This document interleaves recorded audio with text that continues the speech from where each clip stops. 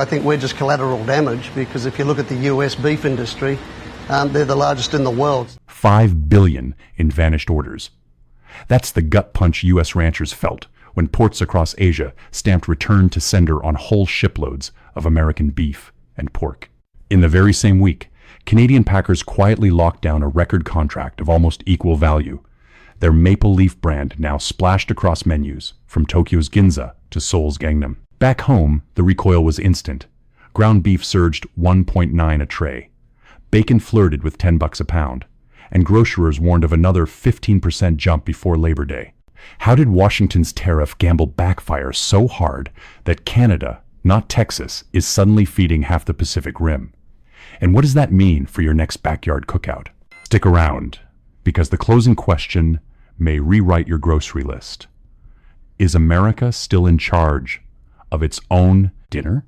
The pivot began on March 27th, 2023, when Tokyo quietly erased a 2-decade ban on Canadian processed beef, reopening a $518 million Canadian dollar gate to Asia's richest diners. 2 years later, Statistics Canada clocked a 13.1% surge in meat exports to Japan in May 2025. Proof that the gate is now a conveyor belt. Tokyo's U-turn splashed across Asian business pages, and steakhouses from Osaka to Okinawa swapped U.S. prime chalkboards for Maple Leaf branding overnight. That conveyor belt is powered by turbulence south of the 49th parallel.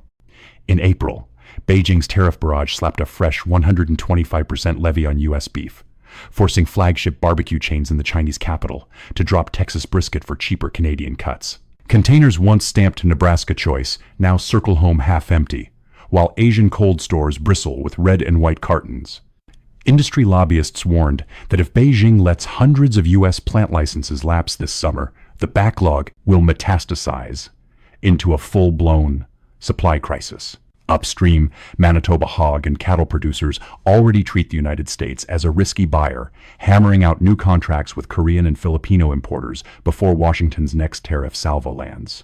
Reuters notes some farms are installing on-site chillers, so overseas buyers can load products directly in Winnipeg, dodge the border, and skip every pending fee. If that workaround sticks, American supermarkets could soon pay Canadian middlemen for meat that once came straight from Iowa. Proof that a single policy memo can reshuffle who feeds the Pacific Rim. On 5 March 2025, the U.S. Meat Export Federation reported that pork exports burned through 100.7 million bushels of domestic soybeans in 2024, pumping $1.12 billion into farm income. The same study showed me shipments piled an extra 59 cents onto every bushel of corn sold last year. Those bonuses kept many Midwest growers in the black during a season of drought and high fuel costs. But the cash cushion is already deflating. Since Beijing signaled on 14 March 2025 that export licenses for almost 0 U.S. meat plants could expire, Asian buyers have sprinted toward Canadian packers, fearful of sudden port rejections. The race is brutal. Chicago traders say that if even half of those Chinese orders disappear, soybean demand could sink by roughly 50 million bushels. Enough to wipe out the entire price premium earned in 2024. Corn would feel the tremor next. A loss of 59 may sound small, yet it strips nearly $3 billion from the value of the 2025 harvest at current acreage projections. That math flashes red lights across Iowa co-ops already facing tighter credit.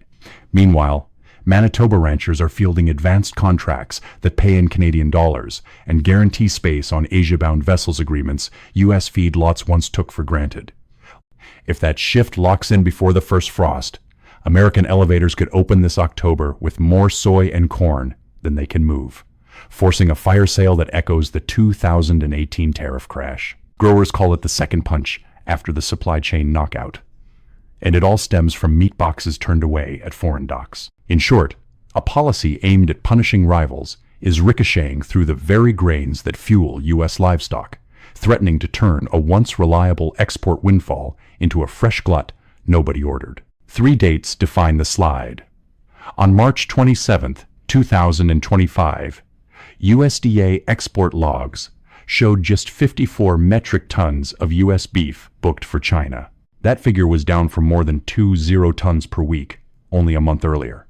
Beijing had let hundreds of American plant licenses lapse overnight. That 97% collapse stunned Midwestern packers. The message was blunt: find new buyers or park the trucks. Most couldn't. Backlogs stretched freezing plants beyond capacity. Cold chains stalled, demurrage bills piled up, and managers started canceling slaughter shifts to stem losses. Domestic shoppers felt the recoil faster than any spreadsheet could reveal. By February 28, 2025, average ground beef prices in U.S. cities had already climbed 43%, compared with early 2020. A family that spent $8 on taco night 5 years ago now pays almost $12. Sticker shock spreads fastest in low-income zip codes, exactly where pork and beef once stretched modest paychecks the farthest. School lunch programs are rewriting menus, swapping beef for cheaper chicken.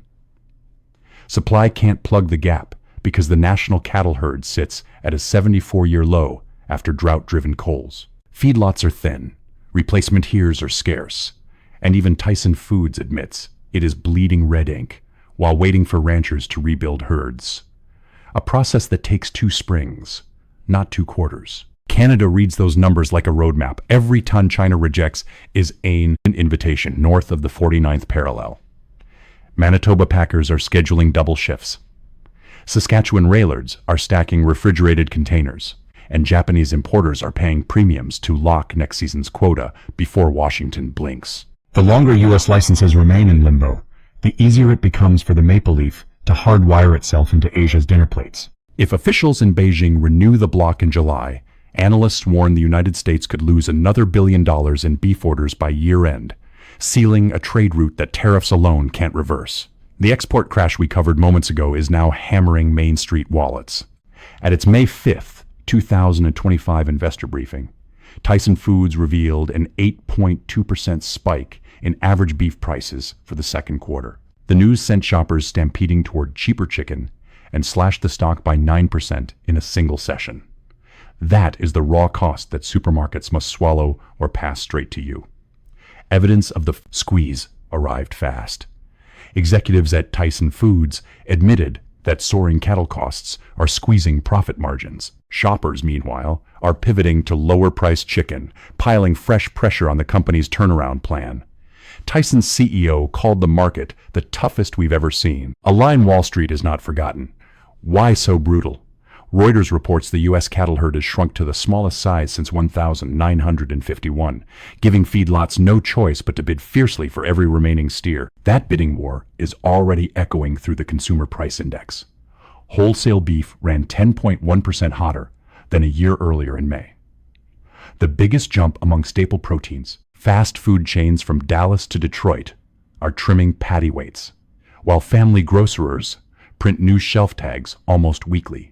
School districts have begun swapping taco beef for chicken because budget directors cannot keep up with invoices that rise faster than federal reimbursements. Meanwhile, diners in Tokyo and Seoul are slicing into steaks, stamped Canada Prime, locking in supply that once sailed from the port of Seattle. Every pound Canada exports north of the 49th parallel deepens the hole on U.S. store shelves. Analysts warn that if drought lingers and tariffs stay put, the fourth quarter roast could become a luxury item, not a holiday tradition. Put bluntly, Washington's trade gambit is now a grocery aisle tax, and the meter is still running. Stay tuned, because the next section reveals what happens when soybeans, corn, and feedlots collide, and why the final bill may dwarf today's sticker shock. The grocery aisle pain we just tracked is only the first symptom.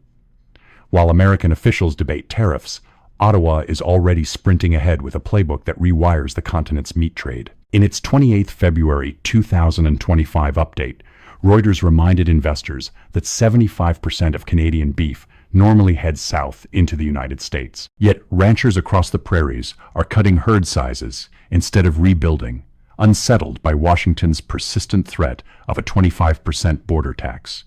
That retreat is no accident. Producers say they will not sink cash into calves that could be locked out of their biggest buyer overnight. Ottawa filled the vacuum on March the 7th, 2025, rolling out a 6.5 billion Canadian relief package, including 1 billion Canadian dollars earmarked for cold storage hubs and refrigerated rail corridors, so packers can detour steaks straight to Asia without touching U.S. soil. Subsidized steel and extra-long freezer cars are already queuing in Saskatchewan railyards, giving Japanese importers a door-to-door option that never crosses the 49th parallel. Washington's answer has been grim cost-cutting. Tyson Foods said on December 20, 2024, it would shut a beef and pork plant in Emporia, Kansas, erasing more than 800 jobs. The latest sign that demand gaps are forcing packers from 3 daily shifts down to 1 or none. Industry executives whisper that if China lets the current license freeze linger past August, at least 4 more Midwest lines could go dark before Thanksgiving. That prospect has Iowa feedlots, refusing new cattle, and Minnesota corn elevators, hunting offshore buyers to clear a looming grain surplus. The contrast is stark. Canada is subsidizing conveyor belts to capture rejected U.S. orders, while America is boarding up slaughterhouse doors in the hope tariffs will magically reverse trade flows. Unless policy flips soon, the maple leaf will own the Pacific Rim protein market, and U.S. ranchers may find their best calves priced out of both foreign and domestic rings. Picture this: Christmas lights blink on, and the meat case no longer carries a single product of USA sticker. That isn't hype. It's the trajectory we just traced. Canada grabbed Asia by moving faster, building bigger freezers, and stamping a red and white brand. The region now trusts. Meanwhile, Washington tangled itself in red tape, let cold chain steel rust, and fired a tariff round squarely at its own boot. If Capitol Hill can't defrost the logistics grid and align safety codes before the next buying season, America's 200 billion protein empire could watch a century of dominance thaw in a single fiscal year. Yet, one lifeline remains: a North America-Asia Standards Pact that drops the paper wars and moves meat at Canadian speed.